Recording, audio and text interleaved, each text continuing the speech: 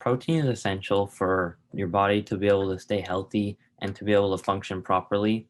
And there are a multitude of different types of protein enzymes within the body that I will cover in the next slide. But in order to have a balanced diet, especially during this time period with the pandemic, people need to have around 36% of their body weight in grams of protein per day. So this basically means that the amount of protein you consume varies based upon who you are, and also it depends how much you exercise. Or if you exercise a lot, you may need more energy for your body to be able to function. So just some examples of foods with proteins that many of you already know would be like meat, such as like chicken, turkey, beef, or steak, or any of those types of meats, and also fish and eggs, and also all the dairy products such as like milk, cheese, and yogurt. And I thought these four examples were some of the main examples that a lot of people know and and are accessible to a lot of people. But there are obviously a lot of different other different types of foods with protein, such as like you can also drink like protein shakes or protein powder, which are used a lot of the times after people exercise or work out.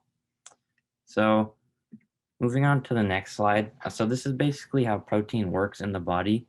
So there's a type of protein called an enzyme, and an enzyme basically has a lot of different types of functions that happen within your body.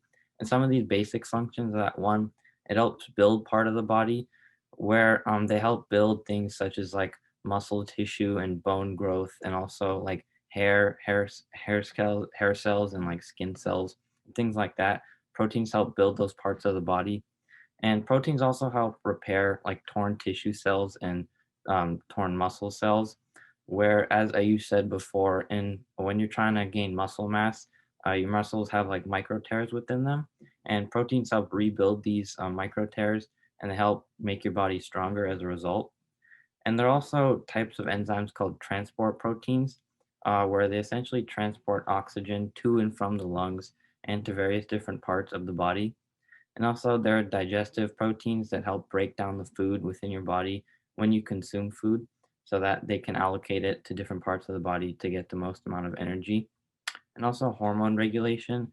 There are hormone proteins that, as our body is constantly changing, hormones act upon this, and these enzymes basically keep the hormones in check and regulated. And also, proteins can help with antibodies, where if you're fighting off a disease, a protein can help that, and also can help boost your immune system as a result, which can help you fight off diseases in the future. And as said before, these enzymes basically create chemical reactions within the body to help it function. And these amino acids and proteins are created of amino acids, and there are 20 different types of amino acids. And these are basically the building blocks of a lot of cells. And out of these 20 different types of amino acids, there are non-essential and essential amino acids, where 9 of these amino acids are non-essential, which means that the body produces and already has these amino acids, so that you don't need to consume them as much.